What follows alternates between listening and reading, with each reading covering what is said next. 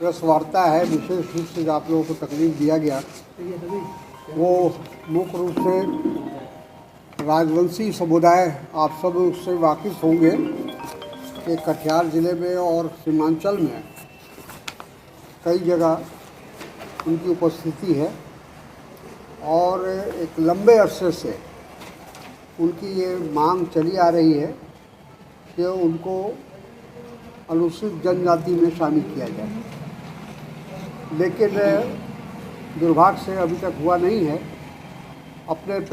इससे पहले 14 और 19 के बीच में जब मैं सांसद था तो इस मसले को मैंने पार्लियामेंट में भी उठाया था, लेकिन सरकार की तरफ से कोई पॉजिटिव आंसर नहीं आया।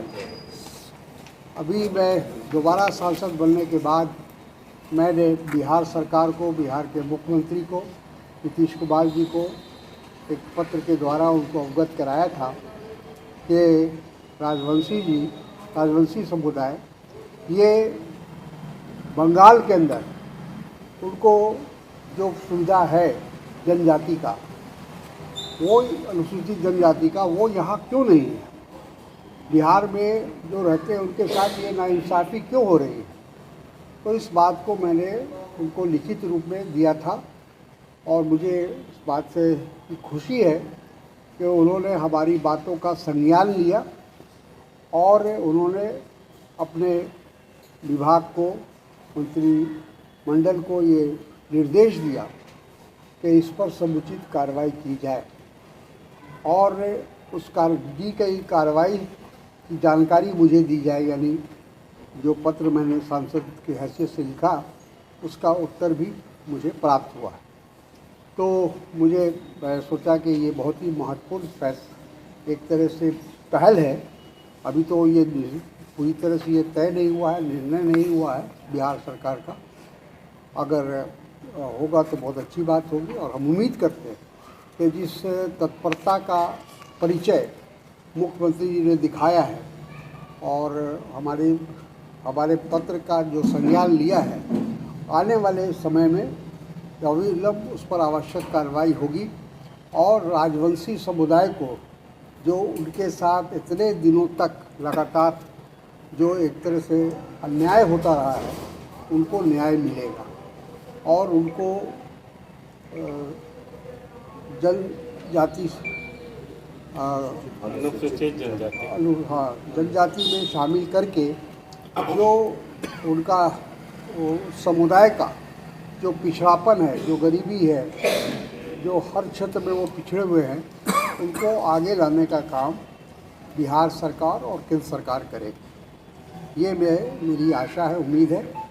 तो हमने सोचा कि इससे आप लोगों को अवगत कराया जाए। सर, कटिहार जिला में या सीमांचल में संख्या कितना है, इसका कुछ क्लियरिटी है? एग्जैक्ट हम संख्या तो नहीं बता सकते हैं, लेकिन अच्छी खासी संख्या है।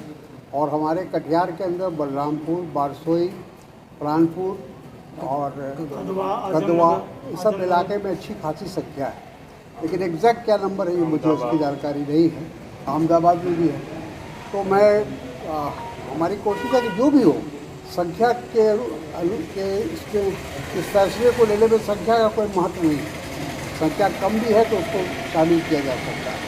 और भी बहुत सारी जातियां हैं जो इस बात के लिए कोशिश कर रही हैं, प्रयास कर रही हैं, लेकिन अभी हमको जो पत्र प्राप्त हुआ वो राजवंशी समुदाय के संबंध में प्राप्त हुआ है। वैसे हमने वो किसान जाति है अहमदाबाद में, उसको भी हमने जनजाति में लेने का अपने पत्र भी लिखा था, प्रयास भी किया था, उसके लिए कोशिश भी की। तो हमारा ये प्रयास जारी रहेगा कि जो भी समुदाय उस जनजाति के अनुरूप आता है या उनके आता है तो उसको जो है उसमें शामिल किया जाए, उनको तमाम सुविधाएं मिलनी चाहिए। सर, अनुसूचित जनजाति के ये जो वर्ग है ये पारंपरिक रूप से कांग्रेस से दूर हट गया था। वोटिंग के लिहाज से इसको कैसे देखते हैं, जो राजनीतिक दृष्टिकोण से किस तरह से देखते हैं इसको? देखिए, मेरा ख्याल है कि हर चीज़ में राजनीति नहीं देखनी चाहिए। देखना ये चाहिए कि समाज का कैसे कल्याण हो, और अगर किसी समाज के किसी एक वर्ग के साथ अगर लंबे समय तक उनको इंसाफ नहीं मिला है, उनको न्याय नहीं मिला है, तो हम राजनीतिक कार्यकर्ताओं की ये जिम्मेदारी है, राजनीतिक पार्टियों की जिम्मेदारी है कि उनको न्याय दिलाने का काम करें। सर, लगातार जनप्रतिनिधियों को जान से मारने की धमकी मिल रही है, सांसद पप्पू यादव की बात कर ले या अन्य, तो क्या लगता है इसको किस रूप में आप देख रहे हैं कि लॉर्ड विष्णु जिस तरह से जेल में बंद है और वो खुलेआम उनके नाम पे धमकी दी जा रही है, इसको किस रूप में देख रहे हैं?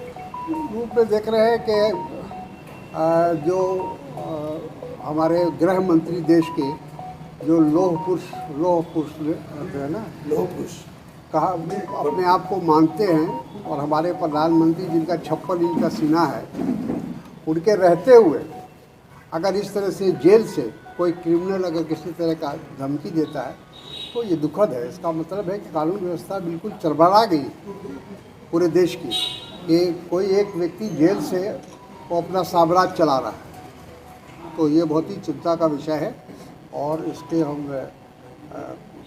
निंदा करते हैं, खंडन, और चाहते हैं कि केंद्र सरकार इसमें अपनी भूमिका निभाए।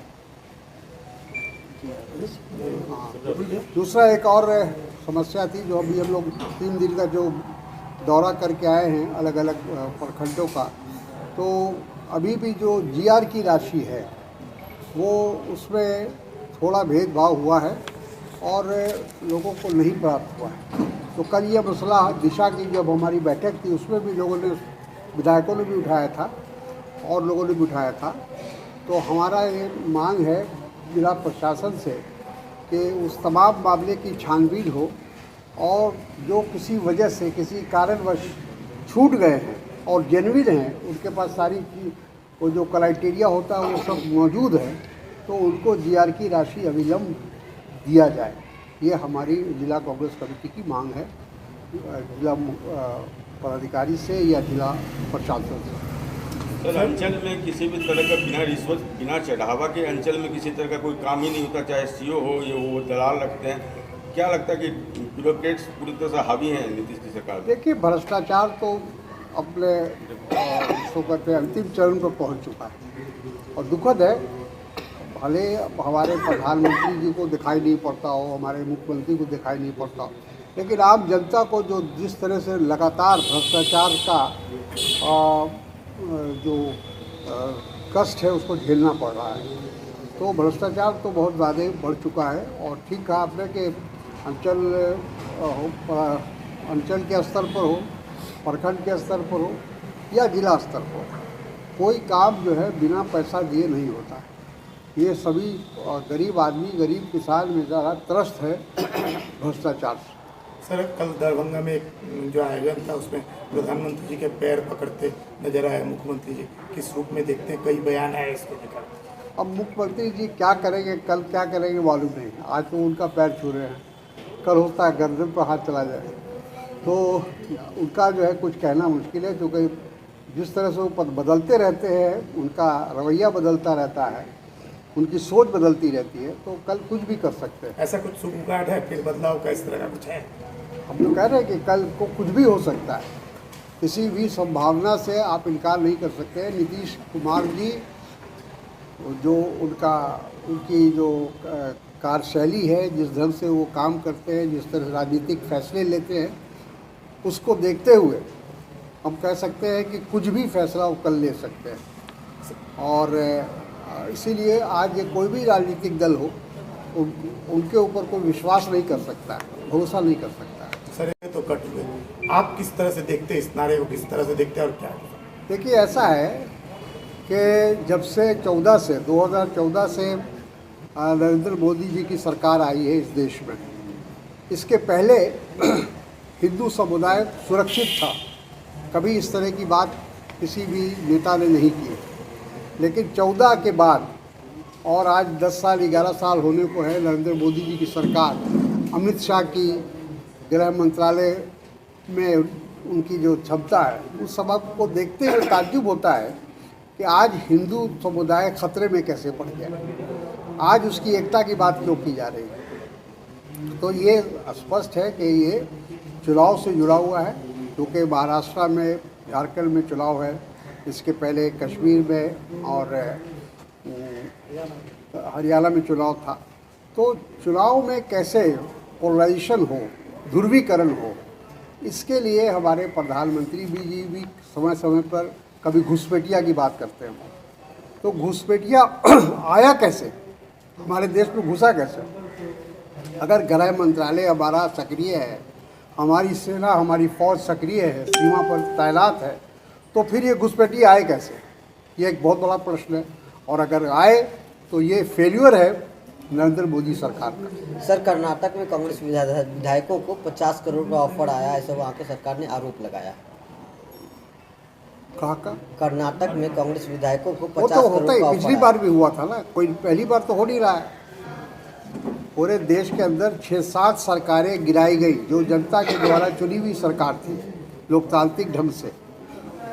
वहाँ भारतीय जनता पार्टी ने विधायकों को खरीदा और सरकार बदली चोर दरवाजे से सरकार में आई है।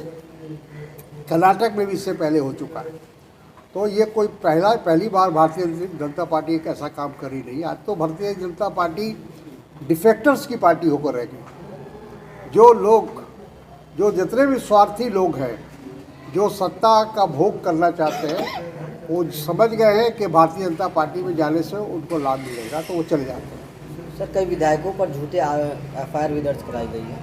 बिल्कुल, विधायकों पर, सामाजिक कार्यकर्ता पर, लेखक पर, पत्रकार पर कोई वर्ग छूटा नहीं है जिसको झूठे केसों में नहीं फंसाया गया। अगर आप एक भी सवाल करते हैं अगर सरकार से और प्रधानमंत्री से, गृह मंत्री से, तो आपको किसी न किसी इल्ज़ाम में आपको जेल झेलने के लिए तैयार रहना चाहिए। सर, एक सवाल है सर कि जनजाति के सवाल आप भी उस पर भी आप भी कह रहे हैं, और जिला प्रशासन भी धरती आबा जनजाति ग्राम उत्कर्ष अभियान मनाने की योजना है कल से। लेकिन कटिहार में जनजातियों की स्थिति पर, उसके धर्मांतर पर सवाल उठ रहा है, उनकी ईसाईकरण हो रहा है। इस पर क्या आपका क्या सवाल उठता है? ये जनजातीय समुदाय के लोगों को, खास करके आदिवासी समुदाय के लोगों को धर्मांतर में कटिहार में जोर शोर से चल रहा है पिछले कई वर्षों से, उस पर आपका क्या राय है? इस पर कोई सच्चाई नहीं है, और सच्चाई है तो सरकार को पूरे फिगर के साथ आना चाहिए। इस तरह से खाली बोल देना बहुत आसान होता है, और सच्चाई क्या है उसको उसके पूरे आंकड़े के साथ सरकार को आना चाहिए। अगर सही मालूम में कुछ हो रहा कई है, बार तो मामला डंडोरा और आपके और जहाँ भी हो रहा है उसका पूरा उसका फिगर लाना चाहिए, उसको सब है कि हकीकत क्या है। ये झूठा प्रचार लोगों के बीच में नफरत और घृणा पैदा करने का एक तरीका है। ईसाईकरण तो हो ही रहा है सर ना, झूठा प्रचार कहाँ, ईसाईकरण तो हो ही रहा है। बिल्कुल नहीं होगा। आज कई ईसाइयों का नाम के देखिए, आगे पीछे ऐसे तो मुंडा ऐसा है कि धर्म परिवर्तन करने का तो आपको भी अधिकार है। आपको संविधान ने ये अधिकार दे रखा है। कल आप हो जाइएगा तो आपको कोई रोक सकता है? जबरदस्ती तो कोई नहीं किया जा रहा है। सर, एक स्थानीय मुद्दे से जुड़ा हुआ सवाल है कि सर कटिहार शहरी क्षेत्र में खासकर बाजारों में सर पार्किंग की सर काफ़ी कमी है सर, इसको लेकर सर कुछ पहला? पार्किंग की समस्या है, हम लोग भी देख रहे हैं इस बात को, और हम लोगों का प्रयास है कि कोई ऐसे जगहों पर, क्योंकि अब लगभग ये समस्या हर शहर की है, सिर्फ कटिहार की नहीं है। छोटे बड़े जितने भी शहर हैं, दिल्ली जैसे शहर में भी पार्किंग की सबसे बड़ी समस्या है।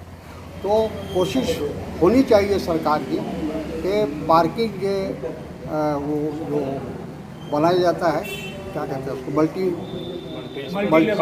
स्टोरी, वो बनाना चाहिए, क्योंकि जगह की कमी है। उस तरह से आप पार्किंग नहीं बना सकते हैं, लेकिन मल्टी बिल्डिंग बनाकर, मल्टी पार्किंग बनाकर आप इस समस्या का समाधान कर सकते हैं। तो ये यहाँ कॉरपोरेशन को शहर में करना चाहिए, कॉरपोरेशन को इसमें पहल करनी चाहिए। सर, बस स्टैंड का बना हुआ कई वर्ष हो गया सर, बस स्टैंड का बना हुआ कई वर्ष हो गया। मुख्यमंत्री जी